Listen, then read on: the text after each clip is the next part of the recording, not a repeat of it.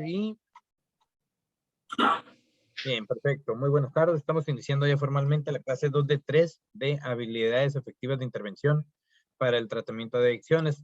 Ayer estuvimos viendo diferentes temas, muy en particular estábamos mirando los procesos de comportamiento, tanto los vicarios como también los principios de la recuperación. Estuvimos viendo también las etapas de cambio de Prochaska y de Clemente.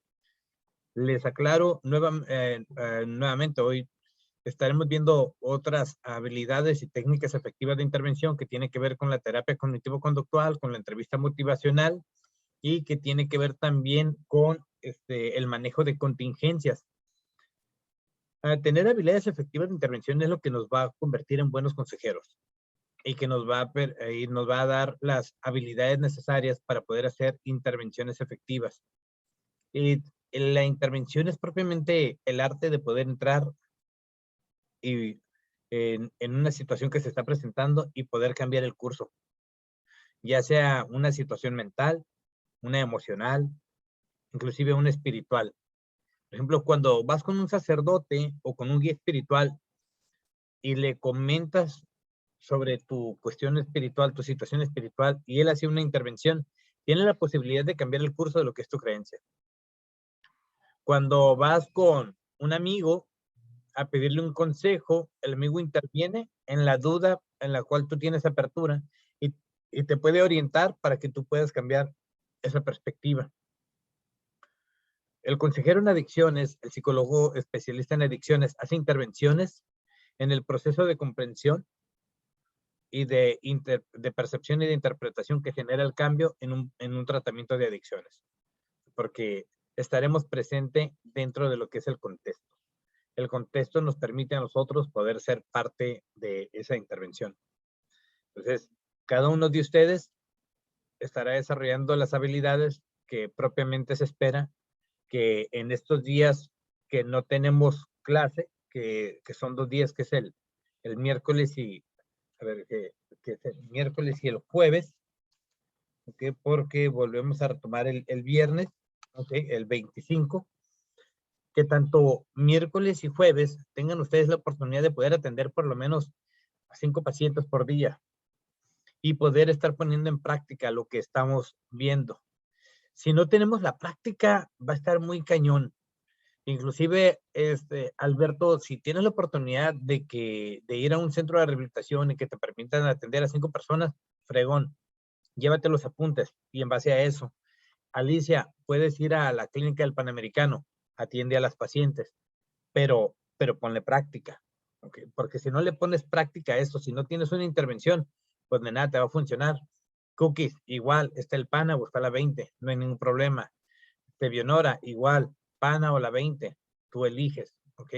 Chinuen ya está trabajando en una institución, Carlos Canino puede llegar a otra, Claudia Nieves está allá en Los Ángeles, a lo mejor le podemos poner a alguien en videollamada, Tony y Víctor también, Katy Tirado allá en Guanajuato, el compañero Sandro allá en Chiapas también tiene, Marcos tiene en su consultorio y José Álvarez tiene en su institución. Entonces creo que la mayoría están cubiertos, ¿vale? Es todo, mi Víctor, ya te vi, hermano. Entonces creo que la mayoría están cubiertos para poder poner en práctica, que no sea esto nada más un seminario que solamente maneje la información sin poderla validar. Es bien importante que podamos validar la información y la única manera que lo vamos a poder hacer va a ser a través de la práctica. ¿Alguno de ustedes tiene una duda de ayer? Previo a que empezamos. ¿Nada? ¿Ninguno? Ok. ¿Alguna duda adicional? ¿Algún tema? ¿Nada? ¿No? Alberto, ¿todo bien, hermano? Bien, perfecto. Carlitos, igual, ¿verdad? ¿Todo bien? Muy bien. Por ahí habías quedado de mandarnos las diapositivas, ¿no? Sí, porque las modifiqué. Ya las pude arreglar. Ok. De hecho, te entré barridito porque vengo con el técnico, ya me instaló el Word, el más actualizado. Entonces, hoy ni siquiera me dejaba entrar ni a Google porque me mandaba el anuncio de la licencia. No sé si les ha pasado cuando está venciéndose la licencia, o sea, cada 10 segundos, ¿no? Se pone imposible, pues. Pero bien, vamos a empezar entonces y vamos a iniciar con la segunda parte del tema. Estamos viendo habilidades efectivas. ¿Sí pueden ver ahí? Perfecto, bien. Sí. La famosa EM. ¿Qué es la M? Significa entrevista motivacional, ¿ok?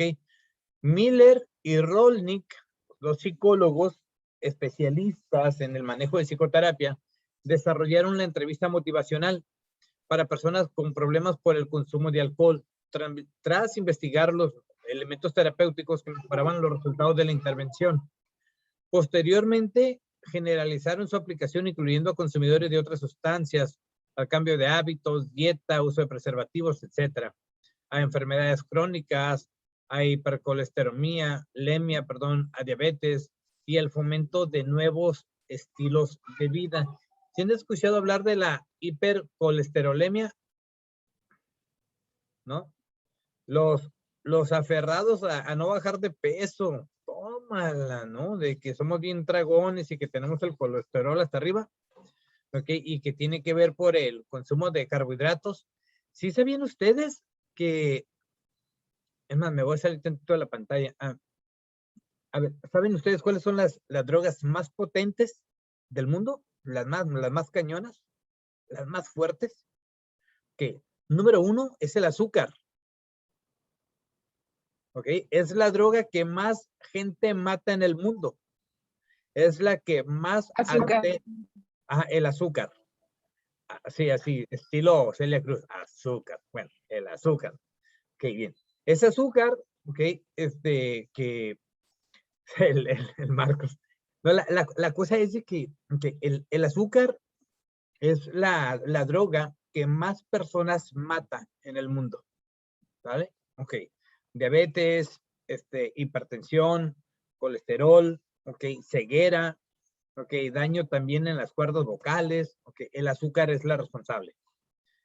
La segunda droga de mayor impacto, y esa es la que le pega más fuertemente y está comprobado que es una de las generadoras de cáncer, son las harinas blancas, los carbohidratos. O sea, y pegan muy, muy cañón. Y la tercera, después de la harina, hay algo que se llama glutamato monosódico. ¿Lo han escuchado? Glutamato monosódico es lo que le dicen a las papitas y que todavía con la mano en la cintura te dicen a que no puedes comer solo una. Pues tiene glutamato monosódico. Okay, las galletas, Gamesa, las comerciales tienen glutamato monosódico, que es una azúcar distinta, ok, que se combina inclusive con sales, ¿vale? Entonces, por eso es importante que entendamos que esas tres, le voy a decir algo, ¿raspo muebles o no raspo muebles? O sea, así como que tiro o no tiro, porque luego Marcos va a decir, no, se me pasó, y que no pude estar en la clase, pero está quedando grabado y que el vato está viendo, ¿no?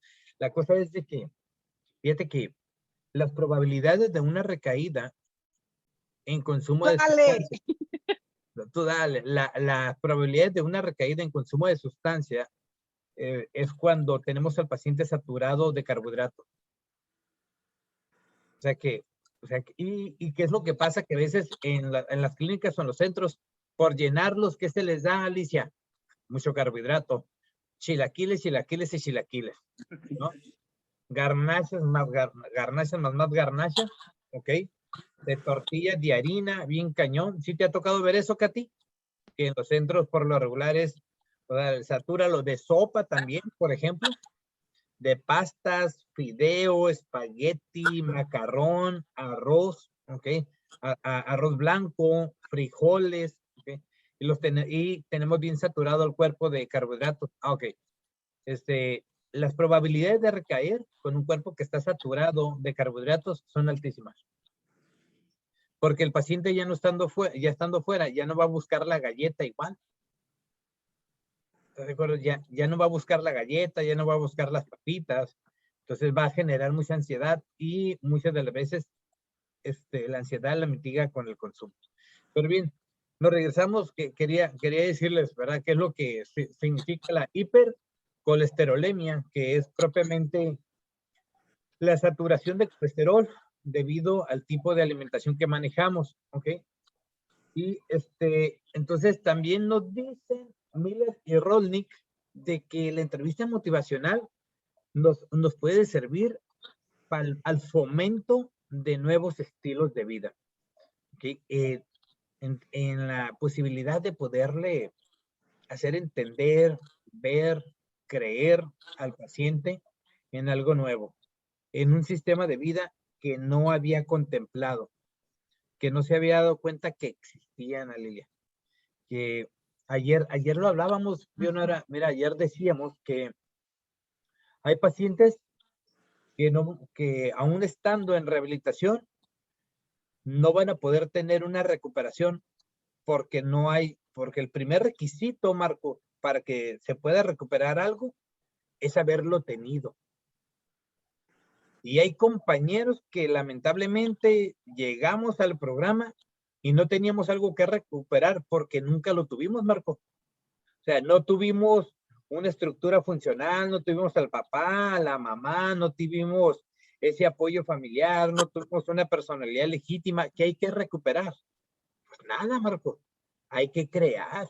O sea, no siempre se trata de recuperar. ¿Por qué crees que muchos procesos no funcionan, hermano? Y tú lo has mirado, Marco, tú eres un consejero experimentado, canijo, ¿sabes? O sea, sabes lo que es la adicción desde la calle, sabes lo que es formarte, trabajar en una institución, y tú lo has mirado, Marco. ¿Cuántos compañeros no comprenden el tema de la recuperación? Porque resulta, hermano, que detrás de su adicción, pues no había algo que recuperar. Claro, se fue perdiendo, ¿no, Pedro? En el transcurso de las adicciones, ¿no? Se fue perdiendo la persona, ¿no? También.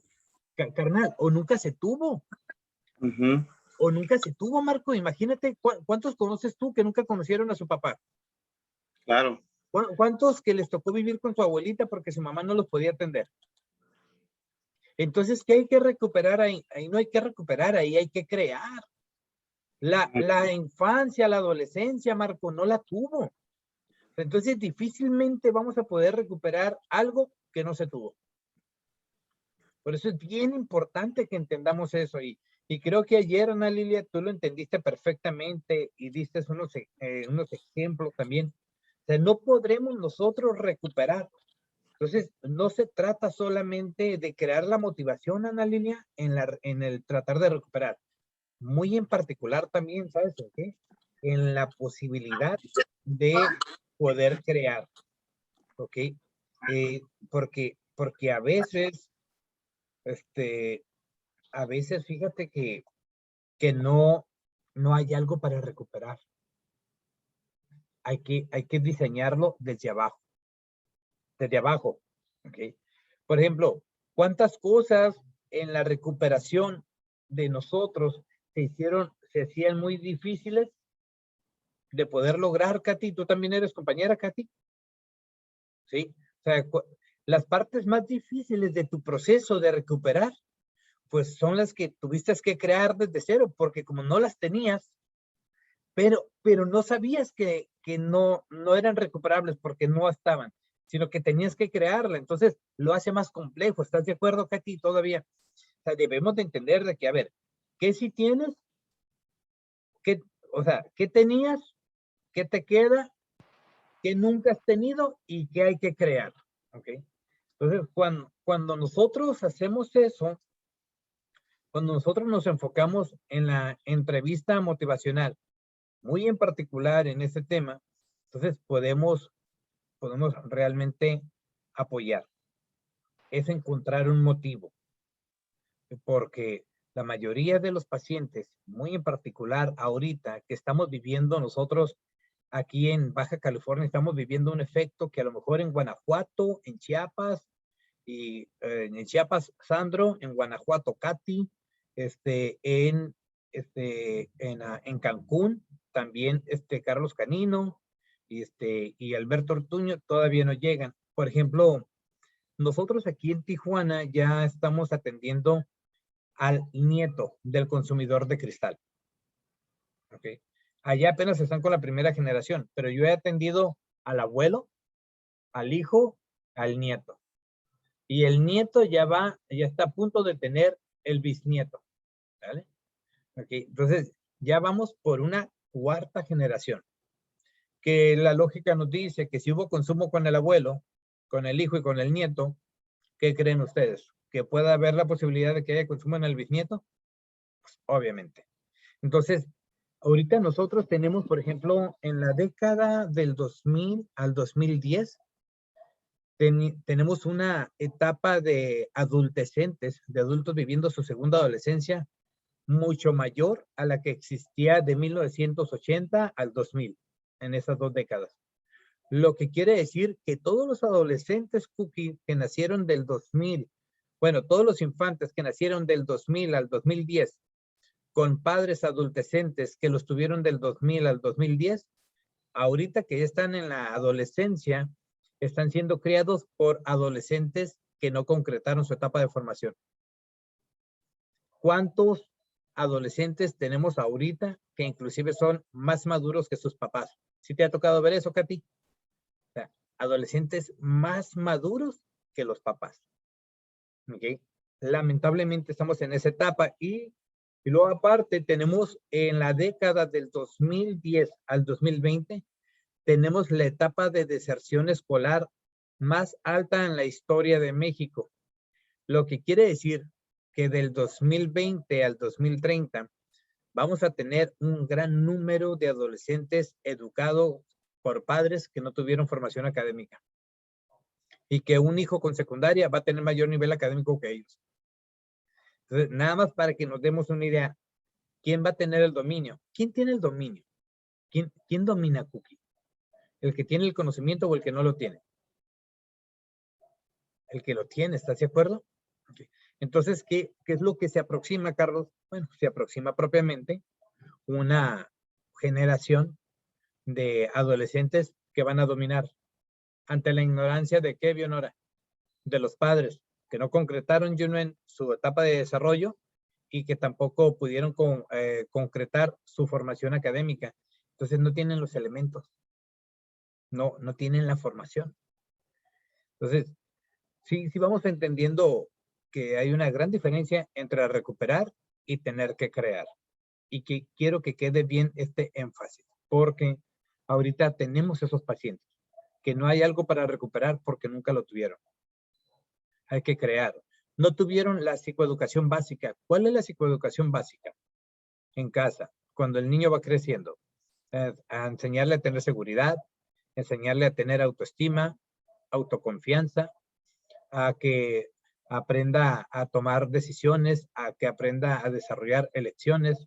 Eso es lo básico. Ok, no lo tuvieron. Los creó YouTube. Su nana fue YouTube. Ok. Lo crearon las redes sociales. O sea, fueron criados en función de lo que miraban con los amigos en la calle, porque papá y mamá estaban en otro rollo. Papá, mamá nada más, y si es que estaban presentes, si no fueron los abuelos los que los criaron. Entonces, entraron a una infancia, ¿okay?, con muchas carencias. Y se criaron con la capacidad de observar un mundo en el que miraban un montón de cosas que ellos no tenían. Entonces crecen con carencias, crecen con envidias, crecen con resentimiento, crecen con recelo. ¿Cómo llegan a la adolescencia, Alberto? Llegan obviamente resentidos, llegan dolidos, llegan vacíos. Para cuando llegan al consumo, ¿ustedes creen que las consecuencias del consumo los pueden asustar? Pues claro que no. No, porque pues es lo que vienen viviendo, pues ya está bien jodido, no los van a asustar con algo peor de lo que ya vienen viviendo. ¿Estás de acuerdo? Fíjate, a mí me daba risa cuando yo salgo de mi mundo y entro al mundo de ustedes, porque yo siempre digo mi mundo y el de ustedes, ¿no? El mundo en el que yo me crié, Cookies, estaba bien jodido, ¿no? Estaba bien carente, pues no había papá, no había mamá, no había comida en el refri, no había nada, ¿no? Y aviéntatela como puedas, ¿no, Víctor? Entonces, había veces que me iba a la secundaria y brincaba cuerpos putrefactos por atrás por un campo de béisbol y que pues ahí se quedaba el cuerpo y había veces que tardaban hasta 1 mes y medio en pasar por él, ¿no? Más los vecinos hasta les echaban cal, ¿sale? Porque la policía nunca quería entrar por ahí. Entonces, para mí eso era muy común, ¿sale? Y luego me toca, a los 15 años, Cookies, resulta que, pues yo ya sabía muy bien lo que era hacer la punta con el clavo, ¿no? Entonces, ponle tú que a mí ya me habían picado por lo menos unas 15 veces, ¿no? Más o menos, a los 15 años, ¿no? Porque eso es de tiro por viaje. Y pues obviamente también me chacalé, ¿verdad? O sea, claro, te vuelves en un experto en ese tema. Pero lo más cañón es de que, pues miras sobredosis de heroína, homicidios, miras suicidios, padres abusando de sus hijas, o sea, era el everyday, ¿no? El cada día, ¿no? Entonces, cuando llego a la etapa ya de adulto, cuando llego a la etapa de consumo, hasta mis 25 años, me dicen, oye, pues no consumas porque pues, te puedes morir, ¿no? O porque te puede ir mal. Dice, pues no mames, güey, pues cuando me ha ido bien, güey, o sea, ¿en qué momento? O sea, pues está bien cañón. O sea, imagínate a alguien que está acostumbrado a consumir heroína, cocaína, fentanilo, cristal, ácidos, marihuana, de todo, y que está en ambientes tóxicos. ¿Tú crees que lo vas a asustar con que puede vivir mal? Madre. A una persona así, ¿sabes con qué lo asustas? Con que puede llegar a vivir bien. Y se va a quedar, ay cabrón, ¿cómo? O sea, no chingues, o sea, ¿cómo que yo, profesionista, empresario, o sea, ¿cómo? O sea, siendo responsable, o sea, ahí sí lo asustas, Nada. o sea, eso sí asusta, pues. Entonces, la entrevista motivacional es poder hacer un análisis de cómo está estructurada la vida de la persona, ¿ok? Porque algo carece. Todo consumidor algo careció. No llegó al consumo nada más porque le gustó la droga. Porque desde el momento que tú requieres algo sintético para tener un estado de ánimo, es porque careces de recursos naturales. ¿Vale? Pero bien, entonces nos regresamos aquí a pantalla. Pedro, Mande. A ver, ¿quién quería comentar algo? pide aquí, por favor. A ver, Pues, se va tu internet. ¿Es nada más en mi pantalla que siento que se ve el internet de Bionora o también en el de ustedes? También en el de ustedes. También el de nosotros. Ok, gracias, Katy. Bionora, si quieres, ponlo en el chat y ahorita ahí lo contestamos. ya ves Si gustas, ponlo en el chat lo que va. para no quedarte mal, ¿sale? Ok, bien. Bueno, entonces, seguimos compartiendo pantalla. Y nos dice también que la entrevista motivacional, este enfoque terapéutico integra aspectos de la terapia centrada en el cliente. Okay. Rogers es bueno, es un psicólogo también que es cognitivo-conductual, ¿ok? Y tiene estrategias dirigidas a los diferentes estadios de cambio, las que mencionábamos ayer. Cómo motivar desde la precontemplación, a la contemplación, a la preparación y decisión, a la acción, al mantenimiento y también a la recaída. ¿Okay? Y también nos dice concretamente, la entrevista motivacional se basa en el respeto al paciente, a sus creencias y escala de valores, intentando estimular su motivación y favorecer su posicionamiento hacia hábitos sanos, enfatizando su propio punto de vista y obviamente su libertad de escoger. ¿Ok? Y aquí están levantando la mano. Adelante, Sandro. Dígame, hermano. Por ahí yo tengo una duda. Bueno, estos son los pasos para la entrevista motivacional. ¿O hay algún formato en sí No, que estos sea son pasos. específico? Ok. Estos son pasos. No hay un formato. Hay una estructura. ¿Sale? Aquí es importante, Sandro, que entendamos que la entrevista motivacional no puede llevar un ABC, sino lleva una estructura, ¿ok? Por ejemplo, Okay. aquí es importante entender una cosa, ¿okay? Y hay puntos más desglosados más adelante, pero el mismo nombre lo dice, Sandro, ¿okay? Entrevista motivacional. Es encontrar un motivo donde no lo hay, una razón, o sea, un propósito.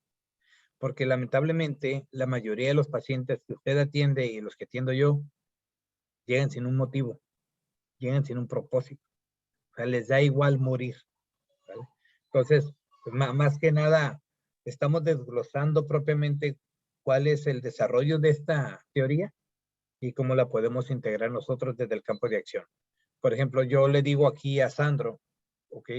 Que lo importante de esto es que como consejero en la entrevista motivacional nos basemos en el respeto al paciente, ¿ok? A sus creencias. Va uno que le va a llegar, cree que le cree a Dios, otro va a llegar y va a decir que le cree a los testigos de Jehová, otro va a decir que le cree a la Santa Muerte, y tenemos que respetar la creencia. Okay.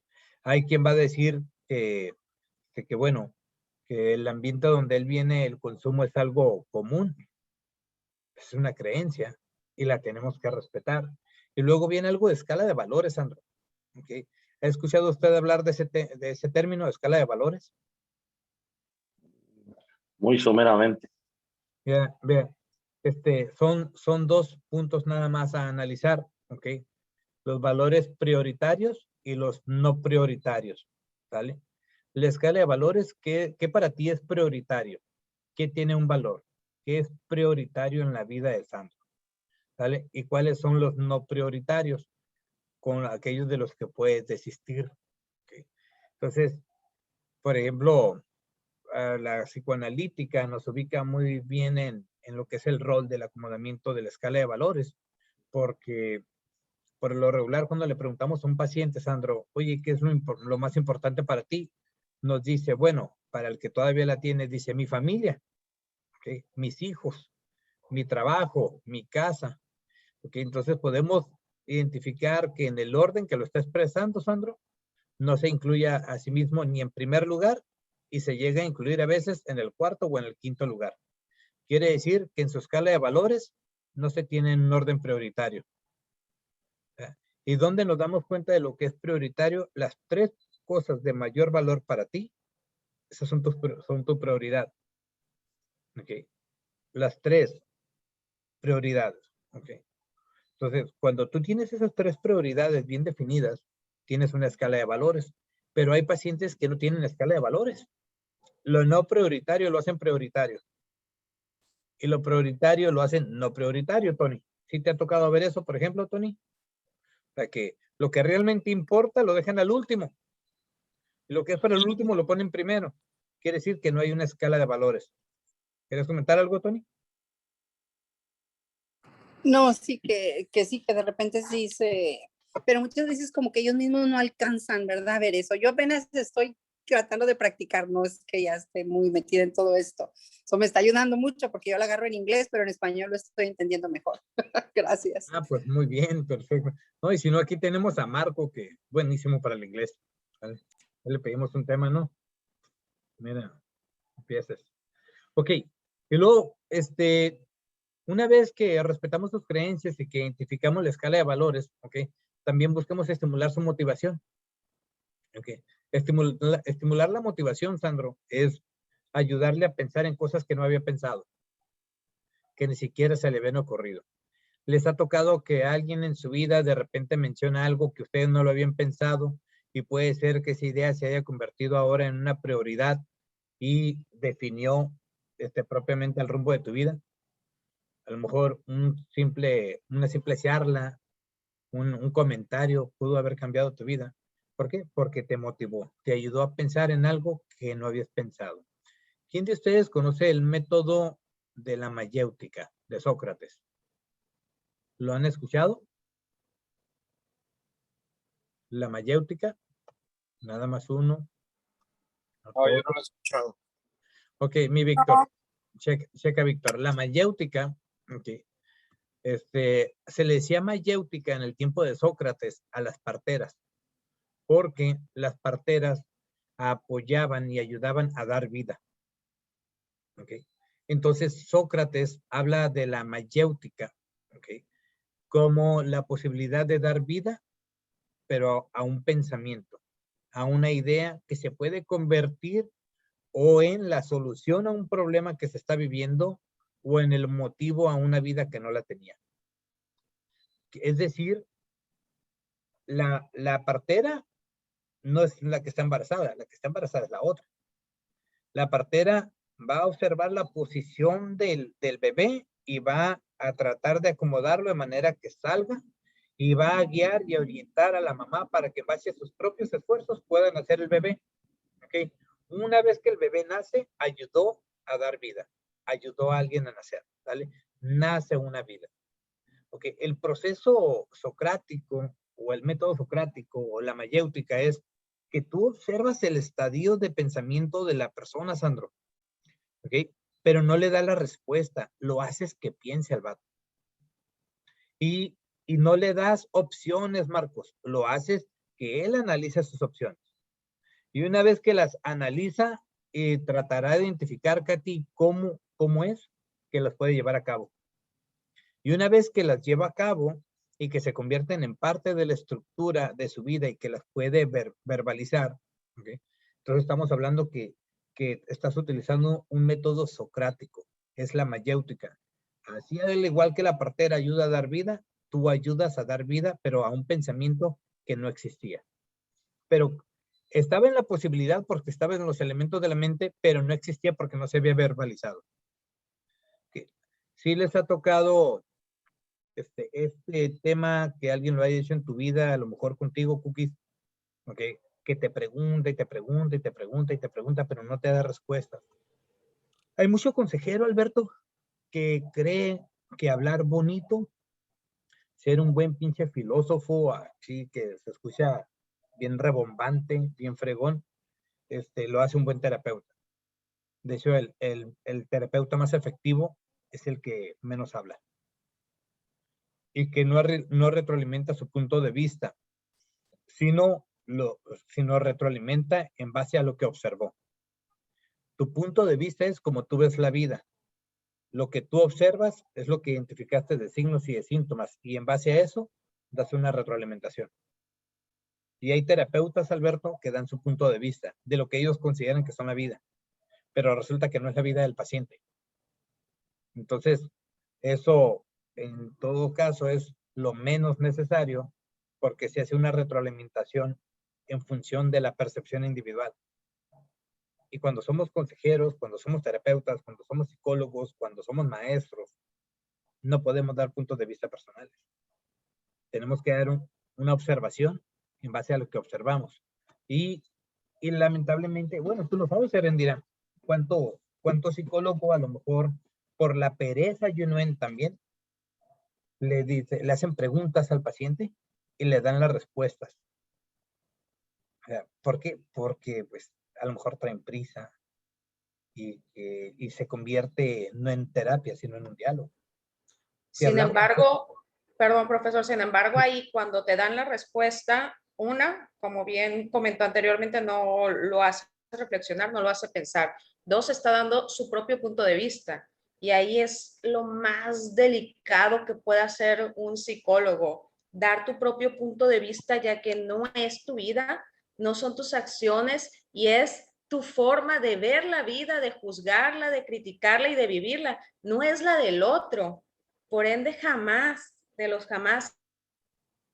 se debe de dar ese tipo de retroalimentación que termina siendo totalmente dañina para la otra persona, porque tal vez ni siquiera viene siendo ni la misma escala de valores, ni la misma religión, ni la misma nada, como para imponer tu punto de vista de esa forma que llega a ser grotesco en la mayoría de las ocasiones. Y ya ves que hablábamos ayer del proceso de comportamiento vicario. Ajá. Y es cuando los formamos vicarios, porque inclusive los queremos formar en una copia. Por ejemplo, ¿qué es lo malo del programa de la autoayuda? Que la autoayuda, aunque muchas veces cree que el paciente tiene que hacerlo como tú lo hiciste. Así es. Que tiene que ser tus mismos métodos. Y un ejemplo también del proceso de comportamiento vicario es cuando el papá quiere educar a su hijo adolescente de acuerdo a cómo él vivió la adolescencia. Como él fue educado. como él fue educado, y estamos hablando que si no fueron 15, fueron por lo menos 20 o hasta 30 años de diferencia. Entonces, ya cambiaron muchas cosas en el mundo, la percepción es totalmente diferente, pero los quiere educar en función de eso. Cuando el papá quiere educar al hijo en función de sus creencias, ¿ok? De sus valores, y no ha analizado propiamente los elementos por los cuales está constituido el hijo, cuáles son sus preferencias, cuáles son sus capacidades y qué es lo que propiamente puede formar con lo que tiene, pero no. O sea, lo encajona propiamente a que tenga que ser un copy-paste de lo que él considera. Está apropiado del hijo. No tiene un hijo, sino tiene un objeto que lo convirtió en su propiedad. ¿Cuántas familias castrantes conocemos así, Junuen? Aquí en Tijuana, por mencionar. ¿Cuántos papás tendrán a sus hijos ahí así castrados de esa manera, Junuen? ¿Cuántos conocerás tú? Pues ahorita, de los que, por ejemplo, de los que yo estoy tratando, son pues todos, ¿no? Porque todos son involuntarios, pero hay uno de ellos que me llama mucho la atención, porque dice, si yo hubiera estudiado lo que me dijo mi mamá, si yo hubiera hecho esto, y por eso está metido ahí, porque su mamá lo está empujando que haga eso, pero pues no por él mismo, pues. Y hay muchas cosas que me habla, pero que las hace, pero porque le dijo el papá o le dijo la mamá. Ok, bien. Entonces, si vemos nosotros ahí eso, estamos hablando de un secuestro de pensamiento. ¿Sí han escuchado hablar ustedes del secuestro mental? Y el secuestro emocional. Es muy común, Sí. tanto en las relaciones de pareja, Katy, como también en las familias. Ok, te limito tu libertad de ser, ok, y sostengo tu capacidad y tu libertad de ser porque te tengo dominado por el dinero, porque te tengo dominado por el techo, porque te tengo dominado por tu necesidad afectiva. Y si no eres como yo quiero, te dejo. Ese es un secuestro emocional, ¿vale? Un secuestro mental es que si no piensas como yo pienso, si no actúas como yo quiero que actúes, y si no analizas o propiamente eliges como yo quiero que elijas, todo aquello que tú dependas de mí, yo no lo voy a dar. Entonces tu libertad de poder ser, tener, bueno, de poder ser, hacer, tener y dar, yo la tengo secuestrada porque tú dependes de mí. Y hay padres que generan el secuestro mental y emocional del hijo, ¿vale? Porque el secuestro, ¿qué se refiere a la palabra secuestro? Esto se lo digo como abogado. Es privar a alguien de la libertad en base o en función de una coacción. Que quieres que haga algo para que se la regreses. ¿Por qué? Porque tienes una ventaja sobre él. ¿Okay? El secuestro comúnmente, ¿cómo funciona, Erendira? Que bueno, si okay. El secuestro funciona normalmente que privan a una persona de la libertad. Ajá. Y le piden cierta cantidad para poderlo regresar, para poderle regresar su vida. Y si no cumple con esa cantidad, lo matan. Okay. ¿Qué sucede con un secuestro emocional? Okay. En un secuestro emocional, una pareja, okay, puede arrebatarle la libertad de ser a la otra persona porque la otra es vulnerable emocionalmente y depende emocionalmente. Y le dice, y si no haces lo que yo te digo, te voy a dejar. O sea, si no cumples con lo que yo quiero, te voy a dejar. Ese es un secuestro emocional.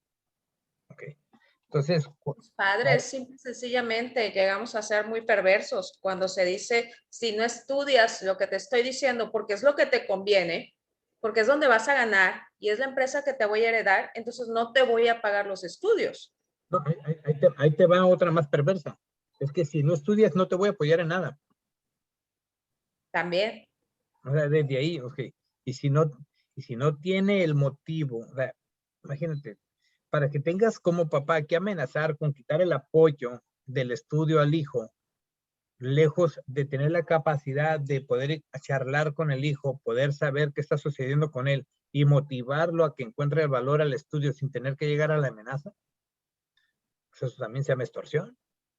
Así es. Entonces, hablamos muchas veces de la extorsión y del secuestro, pero es muy común en casa. Solamente que está tipificado de diferente manera. Pero a final de cuentas es coacción hacia la libertad. Pero bueno, entendiendo propiamente los elementos de la entrevista motivacional. Pedro. Mándeme. Aquí te quiero comentar algo que, por ejemplo, me brincó mucho. Aquí donde vivo, se acostumbra mucho a decir, sí, vivo en una jaula, pero mi jaula es de oro. Entonces, dices tú, Sí.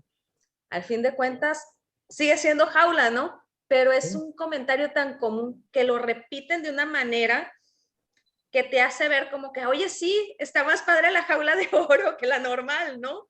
Pero al fin de cuentas es una jaula, es un secuestro y no lo quieren aceptar como tal. La mayoría de las mujeres que viven aquí no lo quieren aceptar como tal, no quieren visualizar que hay que te están cortando tu libertad, tu forma de ser, tu forma de vivir, tu forma de pensar, tu forma de todo, a cambio de una comodidad económica. Sí. Tenemos que el secuestro en este caso es diferente. La Sí, extorsión. es de oro. De oro, bien. Ahora, tomando el contexto de esto, la adicción es un secuestro también. Ok. Secuestra la libertad. Ok. Y en todo caso, nosotros nos autosecuestramos y nos ponemos un rescate muy alto. Ok. Yo voy a dejar la adicción cuando mis padres me pidan perdón, cuando el mundo se disculpe conmigo, cuando Dios me regrese lo que me quitó, cuando mi familia me dé el amor que yo quiero. ¿Ok? ¿Cuántas personas conocen ustedes que están en recuperación, que están en la espera de que alguien les regrese algo para sentirse libres? Pero en este caso, ellos son sus propias víctimas y también sus propios victimarios. No hay nadie más. Su creencia lo metió. ¿Les ha tocado conocer, Alberto, personas que crecieron autosecuestrándose esa libertad de ser porque sienten este coraje hacia alguien y hasta que esa persona no les pida perdón, se van a autoliberar? A autoliberar. ¿Okay?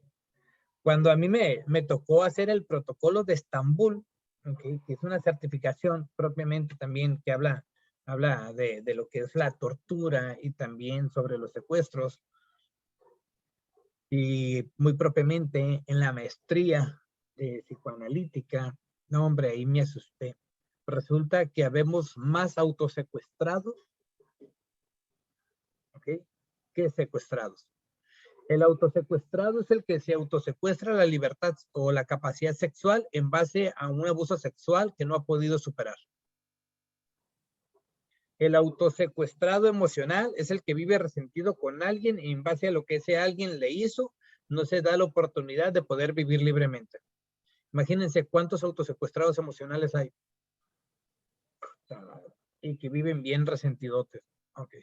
Entonces, dentro de la entrevista motivacional, es importante que nosotros, desde la escala de valores, desde las creencias, podamos ir identificando cómo podemos trabajar con ellos, Sandro. ¿De acuerdo?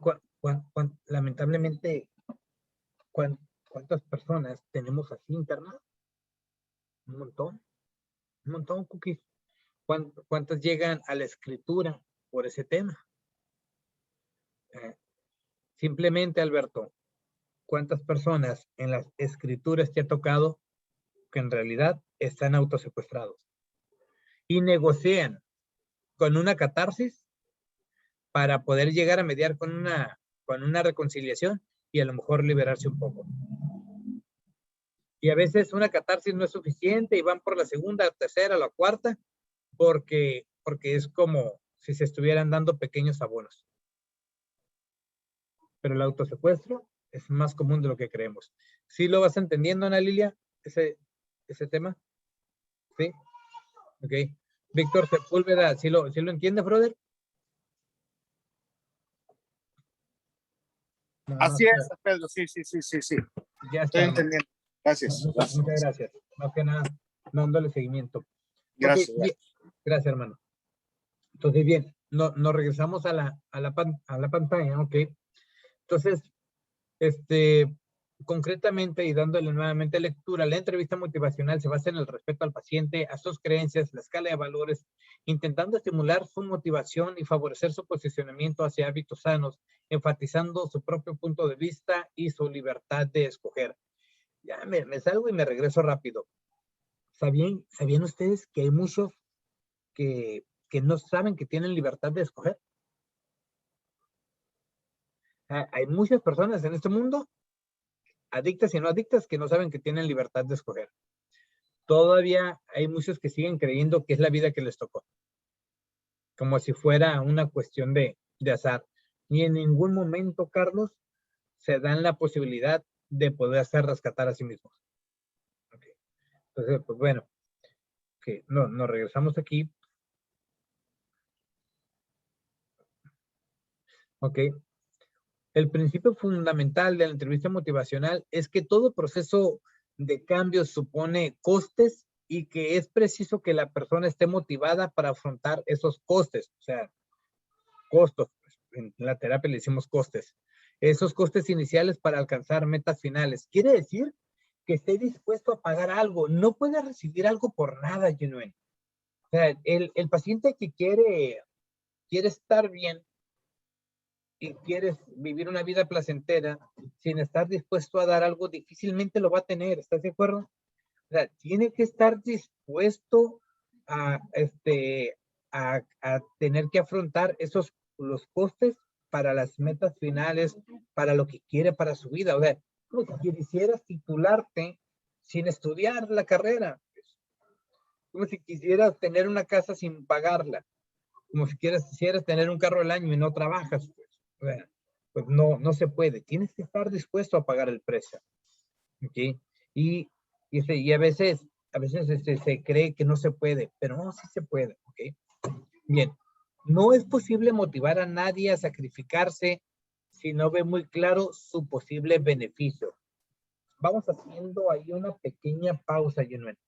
No es posible motivar a nadie a sacrificarse si no ve muy claro su posible beneficio. Okay. Cuando explicamos que a lo mejor el sacrificio es de este tamaño, pero el beneficio es de este, okay. Por ejemplo, cuando, bueno, hay un taller que es muy pesado, con 8 horas.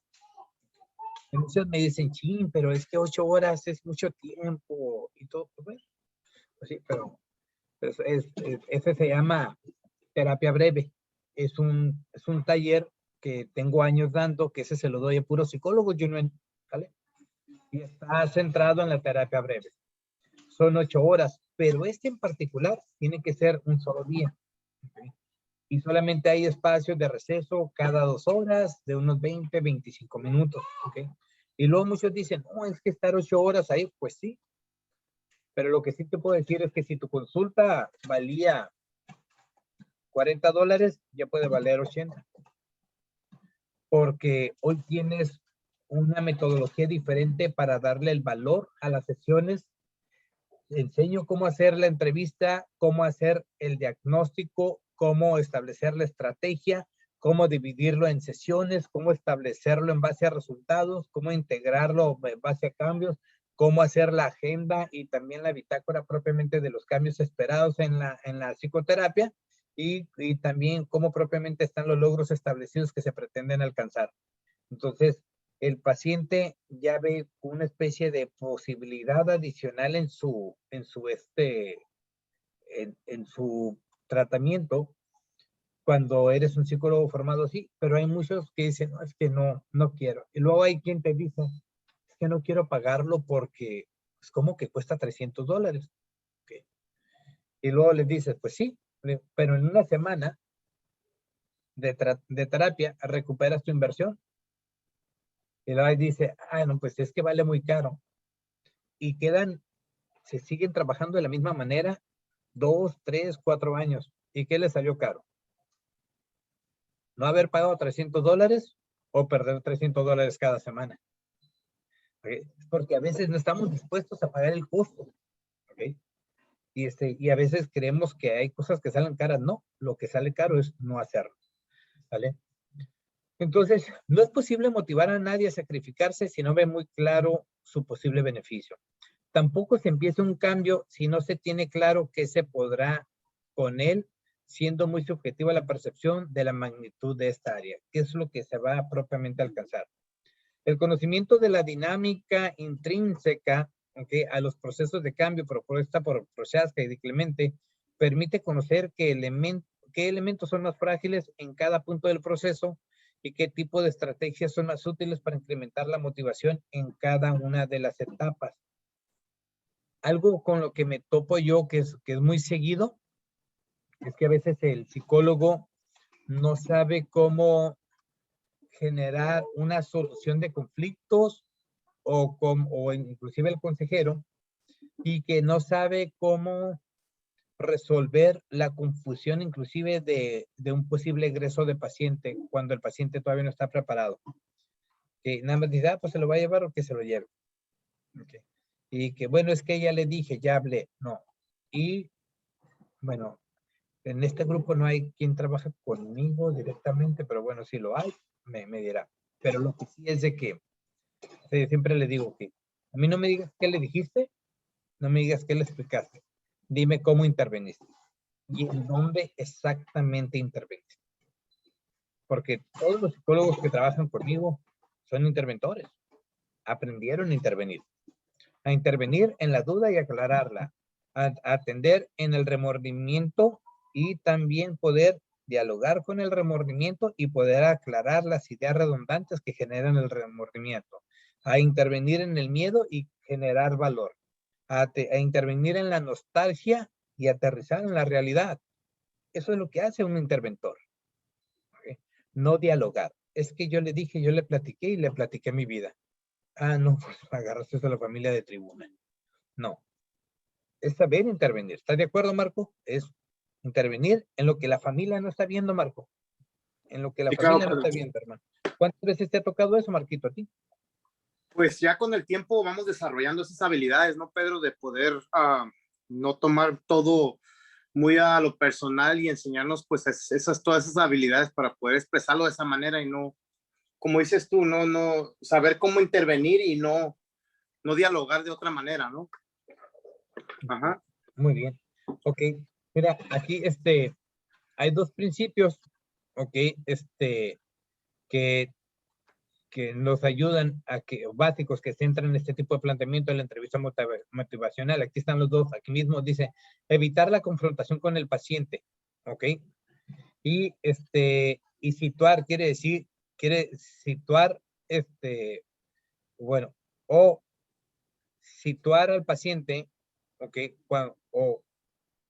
es que lo escribí mal aquí, me fui, okay. Pero bueno, el primero es evitar la confrontación con el paciente y la otra es ubicar al paciente a que verbalice los motivos de preocupación de su conducta, que les ponga nombre. Okay. Cuando tú evitas la confrontación y llevas a que el paciente verbalice los motivos de su propia conducta, él solo se está confrontando y evitaste confrontarlo.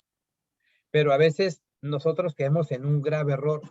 Y el grave error que nosotros podemos cometer como consejeros, como psicólogos, como terapeutas, es decirle a las personas en que están mal. Si tú le dices a una persona en lo que está mal y no está preparado para escucharte que está mal en algo, te va a mandar a la fregada. Sin embargo, si tienes la astucia de intervenir, Marco, y generas a través del diálogo que él solo pueda verbalizar en qué está mal, a través de su propio diálogo, sabiendo utilizar la pregunta, sabiendo intervenir en la emoción, integrando preguntas que generen también el pensamiento, solo lo va a decir y cuando se escuche a sí mismo, pues, te va a dar cuenta. Se va a dar cuenta, hermano. Sí. Pero nunca caigamos en el error de decirle en qué está mal. No. Y también, Pedro, es también como manejar mucho los tiempos, ¿no? Muchas de las veces dejarlos que se desahoguen y a través de eso irles acomodando las ideas, ¿no? Igual con el silencio, ¿no? El silencio es un gran apoyo, Marco. Sí. Pero cuando vamos empezando en la consejería o en la psicoterapia, no, pues hablamos bien pinche rápido. No, primero deja que se desahogue. que se vacíe. Okay, que la mente vacíe la neurosis, que la mente vacíe la confusión, que se quede muda la mente, ¿vale? Para que haya un espacio. Porque es importante generar catarsis, porque es importante generar desahogo, Alberto, porque pues a un vaso lleno ya no le puedes echar nada. Se tiene que vaciar, Carlos, ¿estás de acuerdo? Hay que vaciarlo para que haya espacio. A una mente que está saturada, ¿tú crees que te va a escuchar? Claro que no. Pues si tiene como 25 voces que le están diciendo cosas adentro. Entonces, ¿cuándo nos vamos a dar cuenta? Bueno, cuando el lenguaje corporal está muy a la defensiva, cuando las respuestas son muy cortas, cuando el tono de voz está muy inclinado hacia el sarcasmo, cuando es un tanto confrontador con todo lo que te está expresando, con lo que te está presentando. Entonces, es que esta persona trae algo. Ubica. Es bien sencillo, nada más, es bien sencillo. No hay más que de 5, 5 nada más, Alicia, para vaciar a una persona. A lo mejor trae euforia, trae una alegría reprimida, ¿ok? A lo mejor trae tristeza y trae una depresión escondida. A lo mejor trae enojo y trae una ira reprimida o a punto de estallar. A lo mejor trae miedo, ¿ok? Y está batido por la paranoia, o trae propiamente el dolor y está sumergido en el sufrimiento. Pero no hay más, ¿eh? Son esas 5. En la alegría identifica la euforia, cuando está perdido en el espacio y solamente le da valor a la fantasía. En la tristeza, cuando convierte todo en depresión.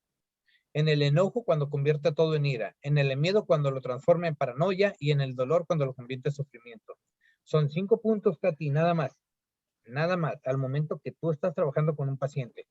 Cuando estás hablando propiamente de generar una catarsis emocional. Son esos 5. Tristeza, alegría, tristeza, el enojo, el miedo y el dolor. Okay. Y cuando sabes ubicar esos 5 puntos, Alicia, entonces tú estás manejando la sesión. Entonces, si es una sesión de consejería, si es una sesión terapéutica, en esos 5 elementos. Okay. Y luego ya después lo llevas, ahí estás trabajando el área emocional. Y luego lo llevas al área mental. ¿Ok? Lo lógico en lo ilógico y lo ilógico en lo lógico. ¿Ok? Apúntenlo, por favor, porque no quiero que se les vaya a pasar. ¿Vale? Lo lógico en lo ilógico. Y viceversa, lo ilógico en lo lógico. Cuando tratas de hacer una apertura mental, acuérdate que hablar con un cerebro es hablar con el pensamiento, con el área racional. Es hablar con la emoción y es hablar con el instinto. ¿Vale?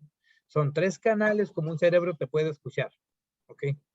¿Qué entienden ustedes por lo lógico en lo ilógico? ¿Qué entienden lógico en lo ilógico?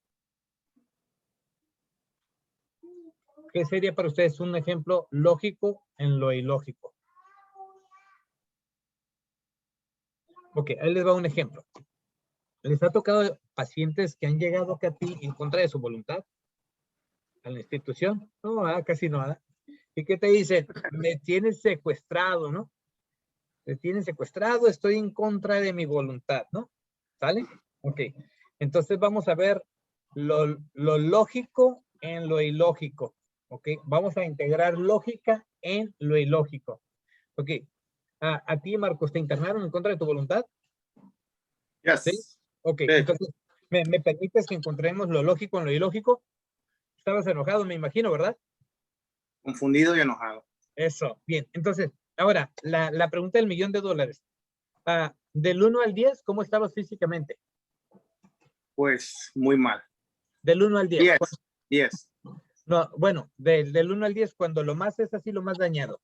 ¿10? Digo que 10 físicamente Okay. y mentalmente. ¿Y qué tan dañado estabas mentalmente del 1 al 10? Digo que también un 10, muy confundido, muy mal. ¿Y emocionalmente? ¿Y emocionalmente? Pues destrozado, 10. Okay. ¿Espiritualmente? 10. ¿En el área familiar? Pues 10. ¿Laboral? 10. ¿Académica? 10. ¿Económica? 10. Social, 10. proyecto de vida. 10. Ok, entonces fíjate lo lógico en lo ilógico. Ok. Claro. O sea, lo ilógico es que tú dijeras que estabas en contra de tu voluntad, cuando lo lógico dice que tu voluntad estaba en contra de ti todo el tiempo. Porque Wow. si estabas muy mal en todas las áreas, eso es lo lógico en lo ilógico. ¿Ok? ¿Sale? Y ahora lo ilógico en lo lógico.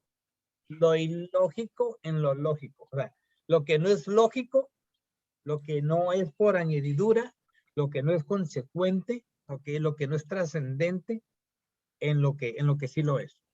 Algo ilógico en lo lógico. Por ejemplo, un ejemplo, Ana Lidia, ¿te gustaría participar? Encontramos, ¿sí? ¿Sale? ¿Me permites? A ver, Sí, claro. ahí va. A ver. Déjame, me tiro así Qué nervio. Sí, sí, y es que mira, y aquí está voltea Jimena. Jimena, ven, es que se quería sumar ahorita, quería saludar. Ven pues, ¿no? No, ok, ahí te va. Lo lógico en lo ilógico. Perdón, Ok. lo ilógico en lo lógico, ¿sale? Ajá. Cuando llegaste a un proceso, ¿estabas enojada con tu familia? Mm, no, no, ¿No? ¿Estabas no. resentida con alguien? Sí, Ok. ¿Y ese sentimiento te estaba dañando mental y emocionalmente? sí, emocionalmente yo llegué sin nada, no, Ok, muerto. Ajá, bien, bien, bien. Ok, entonces, emocionalmente dañada, ¿vale? Ok. sí. Y estamos ubicando lo ilógico en lo lógico, ¿vale? Ok. Entonces, quiere decir que hubo una persona que te dañó. A tu comprensión hubo alguien que te dañó, ¿cierto? Sí, Ok. Y en tu proceso, ¿quién hizo el cambio? ¿La persona que te dañó o tú? yo. Ok. Para que veas lo ilógico en lo lógico. O sea, Ujú, tu idea es de que tú estabas mal porque una persona te había dañado. ujú, Sin embargo, el cambio lo hiciste tú. sí. ¿Ok? Entonces, lo ilógico es creer que estamos dañados porque alguien nos daña. Ah, ok. Ok.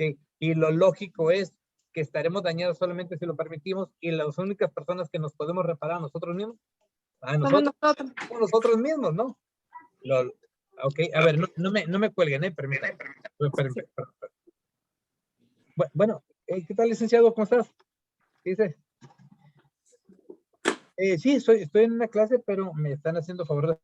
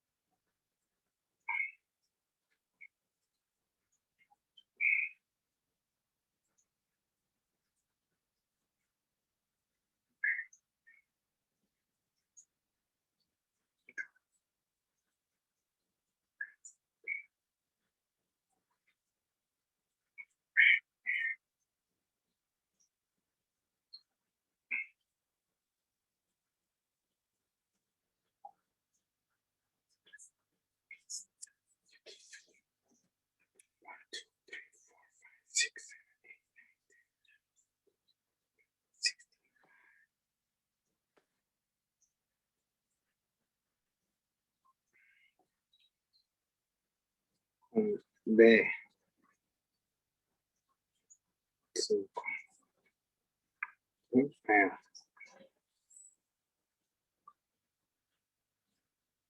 B.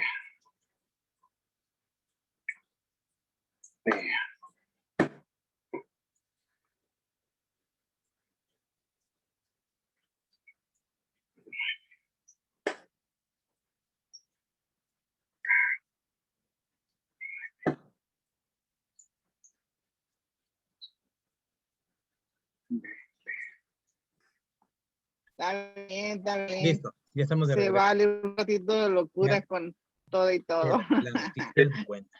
Okay. Ahorita estaba hablando con el secretario de Trabajo, okay, y pues a lo mejor muy posiblemente tener la posibilidad de que Baja California sea el primer estado a nivel nacional de integrar un proyecto que desarrollé Erendira, que es la consultoría laboral para la prevención de conductas adictivas. O sea, la prevención de adicciones en las maquilas. Pero ya desarrollando consejeros laborales, siendo Baja California el primer estado a nivel nacional. Oye, Pedro, y las Felicidades, felicidades. O sea que Dios mediante, esto se concreta y el primer curso, todos ustedes van a estar ahí, ¿sale? Pero Dios. Con su constancia, con su reconocimiento y que sean propulsores cada uno en el estado en el que se encuentre. Pero ahorita estaba precisamente con el secretario de Trabajo del estado, teniendo la llamada, por eso no le podía, como que no le podía decir que me esperara, ¿verdad? Porque pues, el camarada tiene una Pues posición no. muy buena.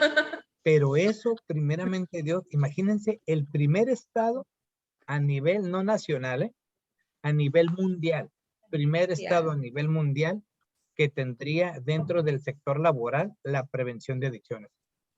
No, eso está. Oye, Pedro, de las maquilas hasta conectas ahí, Dios ¿no? nos lo vamos a aventar.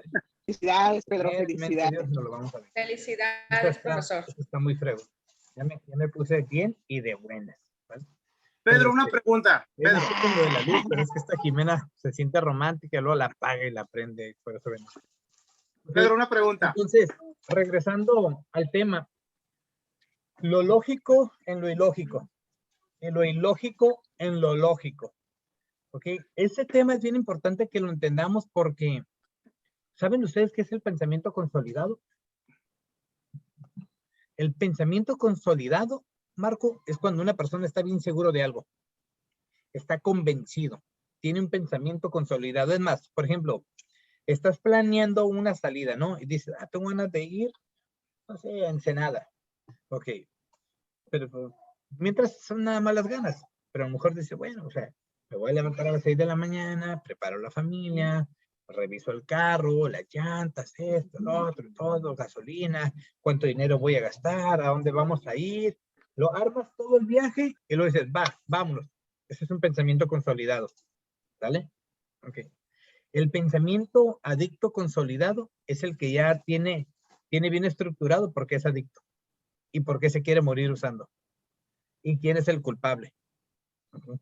Y por qué está convencido de lo que está haciendo, Sandro. Ese es el pensamiento consolidado. Es más, ustedes para entrar a este seminario estructuraron el por qué y el para qué. Y lo consolidaron y dijeron, vamos a entrarle. ¿Okay? Desarrollaron un pensamiento consolidado. ¿Ok?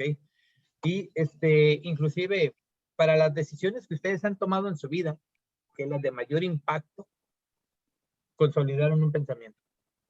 Entonces, es más, un ejemplo es, ¿quién de ustedes le gustaría regresar a estar como estaba antes de llegar a un programa? ¿No? Porque tienen un pensamiento consolidado. Y les voy a decir la diferencia, ¿no? ¿Ok? Pero cuando estaban en ese tiempo, no creían que estaban tan mal. ¿Ok? Y cuando tenían la posibilidad de estar ahorita como están, su pensamiento consolidado decía, están locos. Eso es lo lógico en lo ilógico y lo ilógico en lo lógico. ¿Vale? Sí, vamos entendiendo eso, ¿verdad, Ana Lilia? Sí, es importante que lo veamos entendiendo porque desarrollar habilidades efectivas de intervención, Alicia, es saber conocer la mente, ¿eh? Conocer la mente. Aguas. Conocer la mente, cómo está estructurada. cómo está la mente y cómo está también el demente. Ok. Cuando estoy hablando con la mente y cuando estoy hablando con el demente. ¿Qué significa la palabra demente? Demencia. ¿Han escuchado hablar demencia y demente? La demencia es cuando se le olvida, ¿ok? Las cosas, hay demencias. Y el demente es el que se le olvida quién es y actúa de una manera fuera de la razón. Está demente. ¿Sí te ha tocado ver eso, Sandro? Ok. El demente, Katy. El que ni siquiera se reconoce a sí mismo. Entonces, hay que hablar, bueno, de las cosas tal cual, como siempre lo hemos hecho, Cookies, pero saber identificar cuando estoy hablando con la mente o cuando estoy hablando con el demente. ¿Vale? Okay. Bueno. Pero bien, entonces, hasta aquí, ¿alguna duda, alguno de ustedes? ¿Sí entendimos el ejemplo de lo que es lo lógico en lo ilógico y lo ilógico en lo lógico? Sí, Sí. Cualquier duda, por favor, con toda confianza, ¿sale? Bien. Pedro. Entonces nos regresamos a pantalla. Pedro. Ok. Y nos vamos a la siguiente. Nos dice, vamos a ver las terapias cognitivo-conductuales, las cuales representan la integración de los principios derivados de la teoría del comportamiento, ¿ok? La teoría del aprendizaje social y la terapia cognitiva, ¿ok? ¿Alguien levantó la mano? ¿Quería opinar algo? Sí, Pedro, yo tenía una pregunta antes Apago de tu que te micrófono, hermano. adelantaras. ¿Sí me escuchas? Sí, mande. Es que mira, lo que pasa que, bueno, ahorita con todas las, ya ves todos los cursos y todo eso que estás haciendo, yo una pregunta que tenía y siempre he querido preguntarla, tal vez no sé si sea el momento o el espacio, pero igual nos va a servir a todos, ¿no? Ok. ¿Qué pasa cuando estoy atendiendo a pacientes de Estados Unidos? Normalmente, vamos a decir un alcohólico, ¿no? Va a la corte y está viviendo un proceso en la corte y nos piden cartas de referencia del consejero, la persona que lo está atendiendo. Nosotros le mandamos una carta de aquí, pues yo le mando una carta al abogado y siempre nos rechazan. ¿Por qué? Porque no estamos, ¿cómo te diré? No tenemos validez allá, ¿no? Nuestras constancias. Okay. Muy raro el que sí lo acepta, pero sí lo acepta. Tú no vas a hacer, nunca vas a partir para, o sea, tomarlo, porque ahorita el otro vez me mandaron un formato de unos argentinos que a través de WestCare están haciendo, pues están haciendo invitación, ¿no? Ahora, no sé si eso sea válido, pero dicen que sí lo hacen válido allá en Estados Unidos. Yo quería preguntarte a ti si tú vas a poder habilitar a personas así más a futuro. O sea, tomar los módulos y las modalidades que se trabajan en Estados Unidos para que nosotros las podamos también ejercer y poder trabajar con personal allá en Estados Unidos. Una de las razones, Marcos, por las cuales estudié de Derecho es precisamente para poder crear tanto convenios y políticas de salud nacionales y binacionales. Wow. Okay. Entonces, pues bueno, el estudiar Derecho me permitió a mí poder crear 5 figuras y darles capacidad jurídica en la Secretaría de Trabajo y Previsión Social. El interventor oportuno para alcoholismo y adicción, consultor laboral para la prevención de conductas adictivas, tutor académico para la prevención de conductas adictivas, el interventor en crisis para alcoholismo y adicción y el consejero familiar en adicciones. Generé 5 figuras porque como psicólogo no me dejaban. Tuve que estudiar Derecho, conocer la ley para poder reclamar mis derechos ante la ley, ¿no? Okay. Ahora resulta que vamos por la binacional. A nivel nacional ya tenemos... Esta es binacional, binacional. 5 figuras que ya existen en todo el país. Ya se pueden ejercer en cualquier parte del país. No existían. Pero ahora vamos por la binacional, Marco. Y la binacional es comprender, ok, tú Estados Unidos, dime a mí qué requisitos necesitas para que mi consejería sea válida en tu país. Claro. ¿Vale? Ok, y entonces en base a eso lo podemos estructurar. Número 1, el formato de entrevista inicial es binacional. La misma entrevista inicial de consejería de México es la que se utiliza en Estados Unidos. Ok.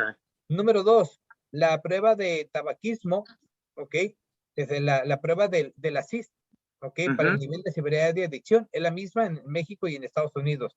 Ya tenemos 2 elementos de valoración. 3, la nota de consejería individual también es la misma. La nota de consejería grupal también es la misma. ¿Sabes en qué le fallan la mayoría? En que presentan una carta y no la evidencia. presenta un attach de fotos con las sesiones, con el tiempo, ¿ok? Del inicio, una carta donde están haciendo las tareas con el puño y letra de la persona, dale cuerpo y entonces sí, o sea, no es que no te lo hagan válido. ¿Sabes qué es lo que pasa también, Marco? Que es una carta cualquiera lo puede hacer, pero tener la foto de cuando llegas, ok, foto, esta, foto cuando empezamos, con un reloj El grandote. seguimiento. O no, o sea, yo voy contigo a una sesión, porque vivo en San Diego y la corte me mandó. En tu consultorio tú necesitas tener un reloj cuadrado grandote que se vea el número y fecha. Y nos toman Ok, ya te entendí. Empezamos a las 10 de la mañana, foto, terminamos a las 11 de la mañana. ¿Cuándo? El 22 de junio. Hiciste una nota de evolución, la firmé, la firmaste. Luego aparte me pides una tarea, la hago, la escribo, ¿ok? Compruebo que fui, que estuve 1 hora, que tú eres un consejero, presento tu certificado, presento los formatos, presento mi tarea y le doy validez. Pero si solamente presento una carta, esa ni siquiera y eso es lo que, válida. ya te entendí. Y es lo que no hacemos, o sea, no lo hago. O sea, así es, cómo hacerlo.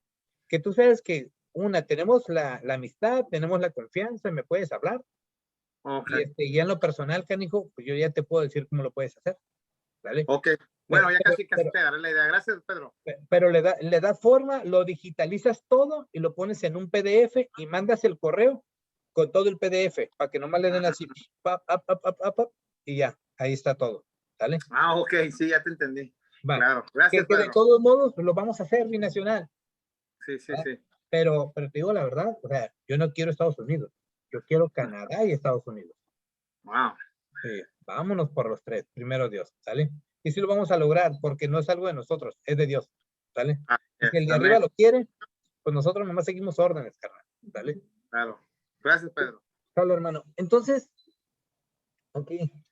La terapia cognitivo-conductual supone el enfoque más comprensivo para tratar a los problemas derivados del uso de sustancia y consisten básicamente en el desarrollo de estrategias destinadas a aumentar el control personal que la persona tiene sobre sí misma. ¿Ok? ¿Qué es el control personal? ¿Quién de ustedes me quiere decir qué entiende por control personal? A ver. Una persona que entiende por control personal y no me salgan con la posición de flor de loto, de yoga, ni de concentración. Ok, ahí va. Bien, persona, ¿cómo estamos constituidos? Pensamiento, sentimiento, emoción, carácter, conducta. Control personal. Controlo mis pensamientos, no me controlan ellos a mí. Gracias, Nérida. Así es, decisión propia. Decido cómo pensar, decido cómo sentir, decido qué expresar, decido qué carácter, decido mi conducta. Ese es un control personal. ¿Ok? Cuando las emociones te manejan, no hay control personal. Cuando el carácter es superior a ti, no hay un control personal, Alberto. ¿Sale? Entonces, son 5 elementos para el control personal. ¿Sale? Manejo de pensamientos, identificación de sentimientos, desarrollo de emociones, expresión, formación y expresión del carácter y aterrizar las conductas. ¿Vale? Esos 5 elementos nos dan lo que conocemos control personal. ¿Sale? Entonces, no sé si lo tengan como parte de su tratamiento, pero sí es necesario que entendamos que para ser superior al deseo imperioso de una sustancia, a la dependencia del efecto de una sustancia o de una emoción o de una conducta, pues debemos de recuperar el control personal. Que uno de los elementos principales que debemos de tener para la rehabilitación es tener control personal. Se llama CP. ¿Ok? Personalmente tengo un control. O sea, ¿por qué se dice control? Porque al momento que estoy pensando, tengo la capacidad de cambiar el pensamiento. Al momento que me estoy inventando ideas, tengo la capacidad de poderme aterrizar y decirme a mí mismo que son ideas falsas y apegarme a una realidad. Que tengo la capacidad de identificar los sentimientos y darles el ordenamiento y saber detener el sentimiento antes de que se convierta en emoción. Identificar la emoción, expresar el estado emocional que quiero generar, que quiero enfrentar, y una vez que exprese la emoción, pues, tener un resultado. Analizar qué carácter es el que voy a formar para presentarme ante la presentación de lo que pienso, lo que siento y mi emoción, y que ese carácter me sirva para ese contexto. ¿Ok? Y en base a ese carácter, comportarme de acuerdo a los fines que estoy persiguiendo. Ese es control personal. ¿Ok? Pero si pienso a lo güey, siento a lo güey, emociones a lo güey, carácter a lo güey, y conductas a lo güey, pues entonces no hay control personal, o sea, hay un desmadre, ¿no? ¿Estás de acuerdo? Entonces, una persona que se deja llevar por los ISIS, por ejemplo, y si pasa esto, y si pasa aquello, y si esto, y si lo otro, y si acá, y bla, bla, bla. ¿No les ha tocado, por ejemplo, los que nomás los miran bonito y ya se enamoran? Es que se me hace que le gusto. Es que se me hace que eso. ¿Sí o no? Ok. No hay control de pensamiento. Es más, con una rayada de madre, ya. A mí me ha tocado pacientes que se me han puesto enfrente y me dicen, Pedro, así, ¿no? Chinga tu madre. Pero así, ¿no? Con una, así, pero cañón, ¿no? Entonces me le quedo mirando y le digo, nada más tengo una duda. ¿Es por la mañana o por la tarde? Ahorita, cabrón, ahorita. No, es que ahorita no puedo. Ahorita, no puedo. Pero si le ponemos fecha, Simón, con gusto, a ver, pero vamos viendo, ¿qué otras alternativas aparte de chingar a mi madre yo puedo hacer para que tú te sientas mejor? O sea, esa vamos a utilizarla, pero que sea la última. Si no funcionan 10, entonces si voy y chingo a mi madre, entonces voy a decir, madre, con permiso, vengo a chingar, ¿no? Pero mientras, ¿qué otras alternativas hay? No, le digo, ya ves, ni siquiera pensaste en alternativas y ya me quieres mandar a chingar a mi madre. Primero piensa en 10, las propones, y si ninguna funciona, entonces solito yo me estoy mandando a chingar a mi madre. Y luego me dicen, vete el pinche Pedro loco. No. Ok, pues sí. Ok, loco, pero que funcione. Ok. Entonces, tener un control personal, okay, es entender que lo que la otra persona está pensando no define lo que pienso. Que lo que la otra persona está sintiendo, cookies, no define lo que siento. Que la emoción de los demás no define mi emoción. Que el carácter de los demás no me representa y que la conducta de los demás me va a perjudicar si yo ignoré las 4 primeras. ¿Okay? Es cuando tienes un control personal, pero si no hay control personal, no se ponen límites, no se aclaran las cosas, no se dicen las cosas de frente. Cuando no hay control personal. Es importante que sepamos, pues, que es un control personal, ¿vale? Control personal es que el paciente aprenda a pensar sin droga, a sentir sin droga, a generar expresiones sin droga, a poder tener un carácter natural sin droga y a comportarse y ser funcional sin droga. Ese es un control personal. Si hablamos de un control personal. Okay. Entonces, la terapia cognitivo-conductual, okay, aunado a la entrevista motivacional, la identificación de las etapas de proceso de Clemente, a los procesos de comportamiento conductivistas, condicionante y también vicario, nos permiten poder identificar los elementos y las características, José Álvarez, de lo que sería un control personal. Okay. Porque aquí no hay de dos. Si tú no controlas tus pensamientos, quiere decir que tus pensamientos te controlan a ti. Si nos vamos a lo lógico en lo ilógico, o sea, lo lógico en lo ilógico y lo ilógico en lo lógico. Okay. Entonces, ¿hasta ahí hay alguna duda de esto? Okay, bien. Sí lo apuntaron, ¿verdad? Lo que es el control personal. Perfecto. Yo tengo una duda. Dígame, Sandro. Los 5 aspectos del control personal, evaluar cuáles son. Pensamiento, sentimiento, pensamiento, emoción, carácter y conducta.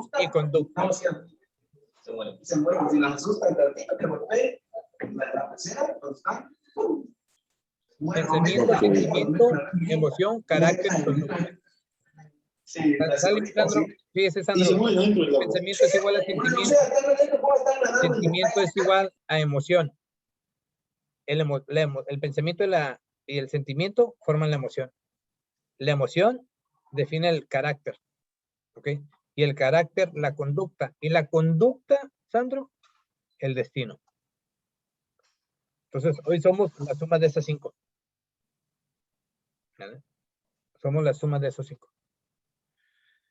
Entonces, pues bueno, nos regresamos a la pantalla.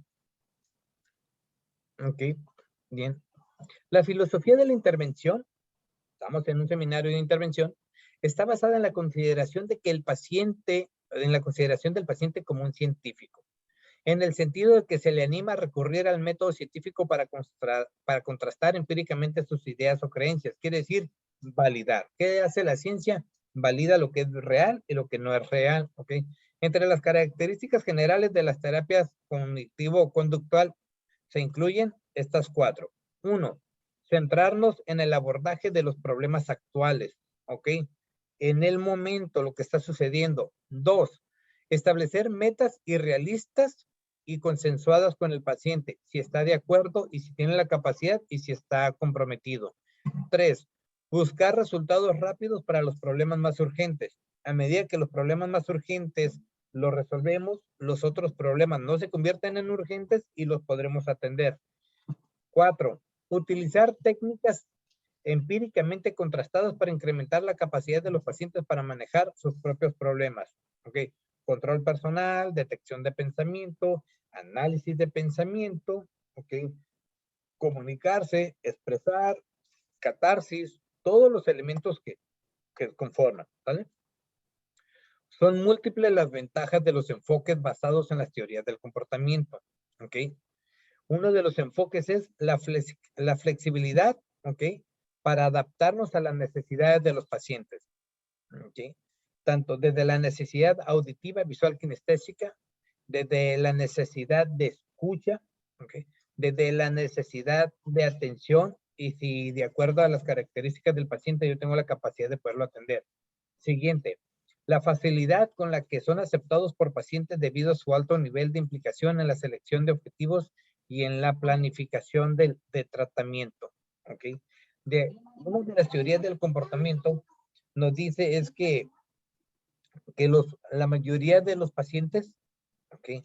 De acuerdo a su alto nivel de implicación en la selección de objetivos y en la planificación, tendrán la posibilidad de resolver. O sea, ¿qué tanta claridad hay para pensar y para definir objetivos? Si nos fijamos nosotros, es muy común que en un tratamiento de adicciones, el paciente solamente piense en una o en 2 opciones. Pero háganle como le dije yo al que me quiso mandar a chingar a mi madre, ¿no? Busca 10. Piénsale en 10. Aunque las otras 5 sean ridículas, no hay bronca, pero piénsale en 10. Nunca nos quedemos solamente con 2 objetivos, pensemos en 10. ¿Ok? El permitir a los pacientes hacer su propio cambio de comportamiento. Este es un enfoque también basado en la teoría del comportamiento, ¿ok? En que el paciente haga su cambio, porque cualquier cambio que el paciente haga en base a su iniciativa tiene más posibilidad de perdurar.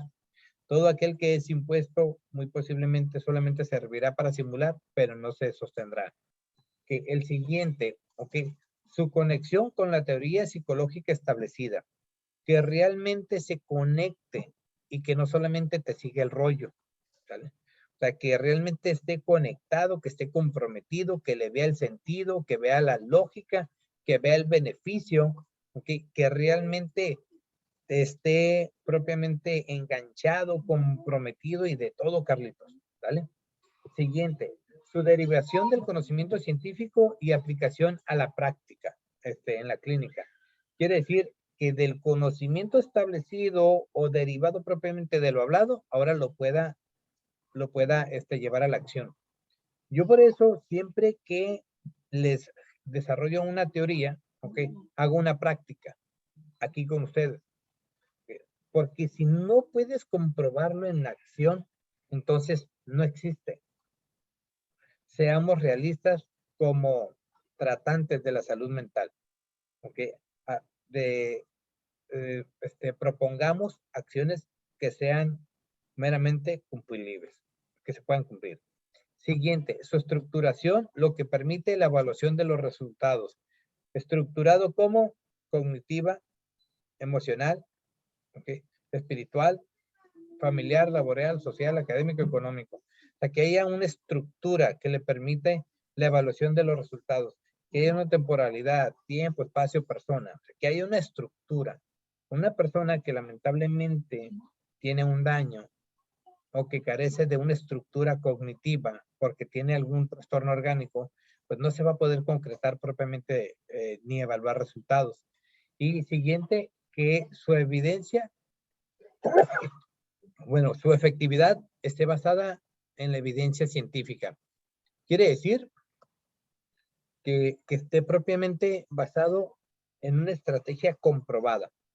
Okay. Cuando nosotros estamos interviniendo. ¿Vale? Y eso nos va a permitir a nosotros tener un mayor desarrollo y también una mayor, un mayor acercamiento a la aproximación de resultados positivos.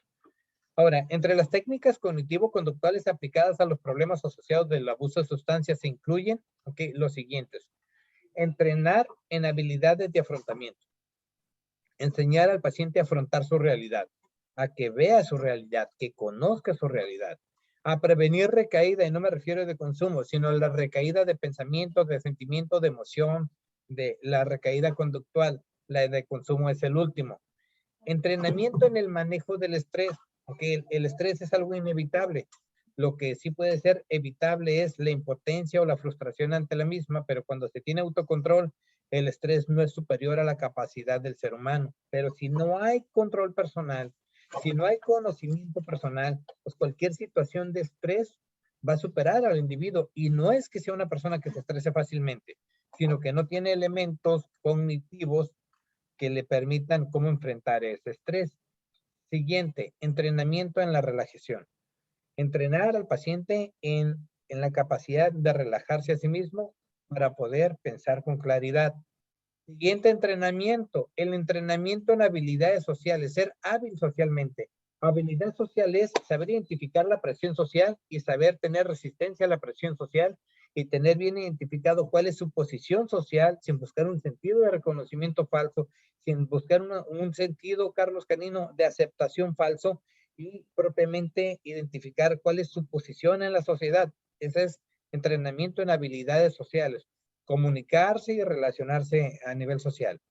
Siguiente, entrenamiento en habilidades de la comunicación, que conozca la posición de cuando es emisor, cuando es receptor, identificar el código, el canal, el mensaje y la retroalimentación. Pero si no conoce esos elementos, entonces difícilmente va a poder identificar una comunicación efectiva. Y si solamente está acostumbrado a ser emisor y no a ser receptor, entonces difícilmente va a escuchar cuando la propuesta era para él o cuando le presentaba algún beneficio. El siguiente entrenamiento es habilidades para la vida. ¿Qué me hace hábil para poder vivir? Okay. Primero que nada, ¿se acuerdan lo que son las bases, la tasa de valores? Ok. Bien, entonces, ¿cuáles valores son prioritarios y cuáles no son prioritarios? El ejercicio aeróbico, okay, como un ejercicio propiamente para lo que es el ejercicio físico, pues, oxigenación, desintoxicación, y para mejorar el sistema inmunológico. Y luego viene el biofeedback. ¿Sí saben qué es el biofeedback? Biofeedback, cada vez que tú te comunicas con tu cuerpo. Biofeedback, que le pones nombre a lo que sientes. Cuando no tenemos un biofeedback, cuando no sabemos comunicar con el cuerpo se comunica con dolor. ¿Okay?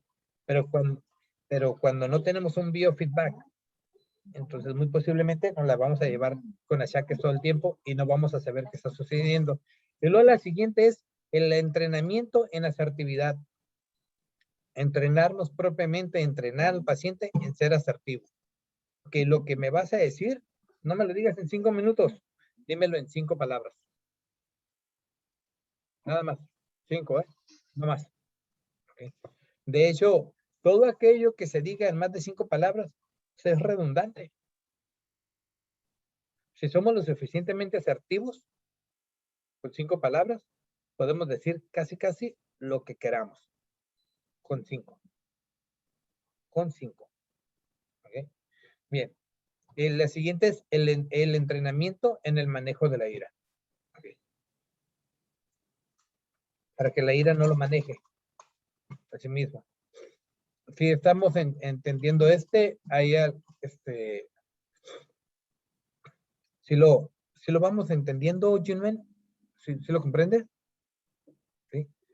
Ok. Todos estos, a medida que ustedes lo van entendiendo y lo van comprendiendo, lo van a poder llevar a la práctica. ¿Qué requerimos ahorita, Víctor? Okay. Que estas diapositivas que les voy a mandar yo a ustedes ahorita, okay, aunadas con las de ayer, okay, que ya tienen el link ahorita de la clase, y que espero poderles mandar hoy mismo porque tarda mucho tiempo en poderse convertir, okay. Lo que es el miércoles y el jueves, pónganlo en práctica. Porque de nada va a servir si esto no lo asocian con una experiencia. Ponerlo en la práctica es generar la magia de la experiencia. Que una cosa es que te hablen de no sé, de un restaurante y que está bien fregón el restaurante, y otra cosa es haber ido a comer al restaurante, haber tenido una experiencia y que lo asocies. Eso es muy diferente. Si esto que nosotros estamos ahorita aquí desarrollando no lo llevamos a la práctica, se va a convertir en algo anecdótico y van a decir, se me hace que una vez escuché, se me hace que una vez oí por ahí. O sea, no, pero si lo pones en la práctica, no, olvídate. Entonces, tú propiamente lo estás asociando a una experiencia. ¿De qué está construida tu vida? De experiencias. ¿Okay? Entonces, dale una experiencia al conocimiento. O sea, este conocimiento es lo tuyo. ¿Okay? No va a ser tuyo porque recibas una constancia. Va a ser tuyo si lo llevas a la práctica. Si ándale, Marenka. Si no le pones una práctica, de nada va a funcionar. Dense la oportunidad de poderlo llevar a la práctica, de poderlo comprender, de poderlo entender. Y pues se van a dar cuenta que al momento de asociarlo con una experiencia, se vuelven parte de su dinámica. El valor de ustedes como consejeros sube. El valor de ustedes como psicólogos sube también. Porque ya tienes técnicas más efectivas, tienes habilidades más efectivas que te van a permitir propiamente ser más asertivo y más efectivo en el tratamiento.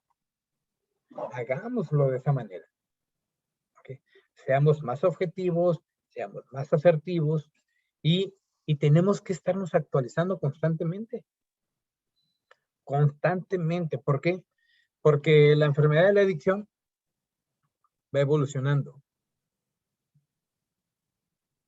Yo les aseguro que para los que ya tenemos más de 10 años sin consumir, ¿ok? En el momento que dejamos de consumir, estábamos viviendo lo peor de las adicciones. Y ahora vemos las adicciones que hay ahorita, pues nos damos cuenta que está mucho peor que lo que nosotros nos tocó vivir. Y en 10 años, Ana Lilia, estará mucho peor. ¿Vale? Entonces, necesitamos ir avanzando de acuerdo a los tiempos. Pero hay algo que se llama predicción del comportamiento. Entonces, vámonos nosotros 5 años adelante de lo que está la enfermedad ahorita representada. Pensemos en técnicas de 5 años adelante del tiempo en el que estamos. O sea, entendiendo que la adicción está en un punto mayor. Seamos superior a la enfermedad porque podemos tener una predicción del comportamiento. Lo que me ha servido a mí como consejero, como psicólogo, como director de instituciones, yo no manejo las adicciones de acuerdo al tiempo al que estamos. Yo me voy por lo menos 5 años en función de la predicción de la lógica. Porque si yo me pongo a quererlos atacar en momento presente, a quererlos tratar en momento presente, ¿okay? Pues, va a ser superior a mí. Porque entonces estamos pasando al mismo tiempo, estamos viviendo al mismo tiempo. No, tenemos que ir adelante. Y el ir adelante es pensar con una mentalidad mucho más progresista. Una mentalidad progresista que progresa en función de la misma capacidad de asombro que nos puede dar la adicción ahorita, a la que sabemos que nos puede dar en 5 años, y en base a eso, estar por arriba de la misma adicción, de la misma fase de la adicción, del pensamiento neurótico, del psicótico, del perverso. ¿Okay? Del pensamiento sociópata, psicópata, distorsionado, adictivo, obsesivo, compulsivo, bipolar, esquizofrénico, esquizoide, esquizoparanoide. Del trastorno, ¿okay? Del autosecuestro, del secuestro, de la manipulación, del chantaje, de los alcances. Hoy ya no te asustan con que te van a matar un familiar. Ahora el miedo es que no van a encontrar al familiar, que no va a haber un entierro. ¿Okay? Hoy ya no asustan los carteles con que van a levantar a alguien. Hoy matan a gente inocente al azar. Se están yendo adelante. ¿Vale? ¿Por qué? Porque sus técnicas dejaron de funcionar. Por eso. Porque dejaron de funcionar. Por eso que no podemos nosotros, como tratantes, querer ir a la par de lo que está sucediendo. Porque estamos sucediendo en el mismo tiempo.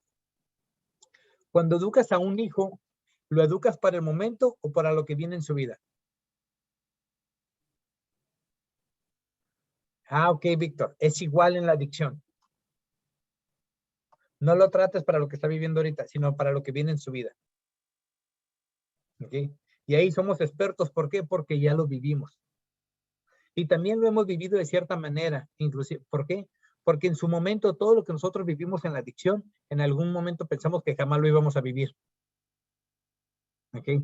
Y en algún momento todo lo que vivimos en la adicción, pensamos que no solamente no lo íbamos a vivir, pero al verlo en los demás nos asombrábamos y nos asustábamos.